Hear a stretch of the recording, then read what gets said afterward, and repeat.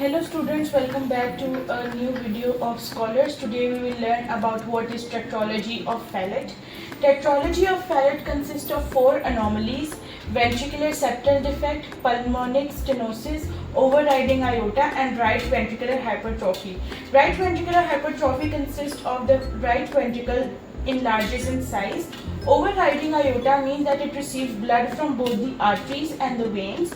Pulmonic stenosis means that the pulmonary artery or pulmonary valve is blocked due to some valves or due to the thickness of valve. Ventricular septal defect means that there is a hole in the ventricles which allow blood to shunt from left to right. The pathophysiology of tetralogy of Fallot is ventricular septal defect allows communication between left and right ventricles. Pulmonic stenosis causes obstruction of the blood flow. Increased right ventricular pressure leads to right ventricular hypertrophy. Overriding aorta receives blood from both ventricles.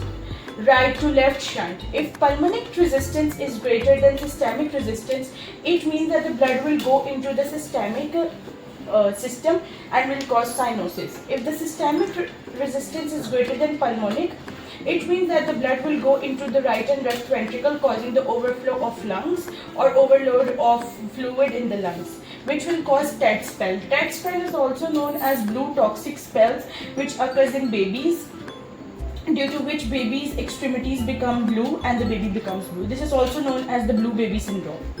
Symptoms: cyanosis, that is the decoloration of the skin. Systolic murmurs, that the heart is not able to put forward its systolic murmur means that the heart is not able to keep up with the rhythm and causes arrhythmias. Embolism is the air in the veins or the artery. Scissors is referred to as epilepsy, or means that it can cause epilepsy. Surgical treatment of tetralogy of Fallot can be either palliative shunt or complete repair. Palliative shunt may cause a opening between subclavian artery and pulmonary artery, and complete repair can be cardiopulmonary bypass. Thank you. I hope you well understood the video.